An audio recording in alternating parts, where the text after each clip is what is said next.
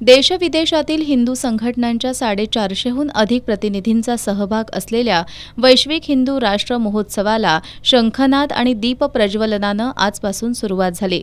इंडोनेशियातील रसआचार्य doctor धर्मयश, आफ्रिकेतील इस्कॉनचे श्रीवास दास वनचारी, महामंडलेश्वर Narmada शंकरपुरीजी Maharaj, international Vedanta सोसायटीचे पूज्य स्वामी निर्गुणानंदपुरी, श्री स्वामी अखंडनाथ गुरुकुल आश्रमाचे संस्थापक महामंडलेश्वर आचार्य स्वामी प्रणवानंद सरस्वती, संत रामाग्निदास महात्यागी महाराज, परमपूज्य संतोष देवजी महाराज, अखिल भारतीय संत समिती धर्म समाजाचे प्रदेशाध्यक्ष महंत डॉक्टर अनिकेत शास्त्री, स्वातंत्र्यवीर सावरकर राष्ट्रीय स्मारकाचे कार्याध्यक्ष रणजित सावरकर, हरिभक्तीपरायण बंडातात्या कराडकर या मान्यवरांच्या उपस्थितीत महोत्सवाचा प्रारंभ झाला।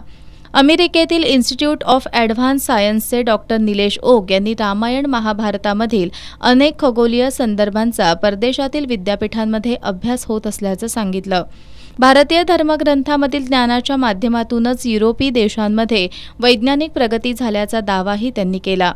हिंदू जनजागृती समितीचे राष्ट्रीय मार्गदर्शक सद्गुरू डॉक्टर चारुदत्त पिंगळे यांनी या लोकसभा निवडणुकीत सेक्युलर लोकशाहीचा वापर करत फुटीरतावादी विचारांचे लोक निवडून आले असून हे देशासाठी धोकादायक असल्याचं सांगितलं।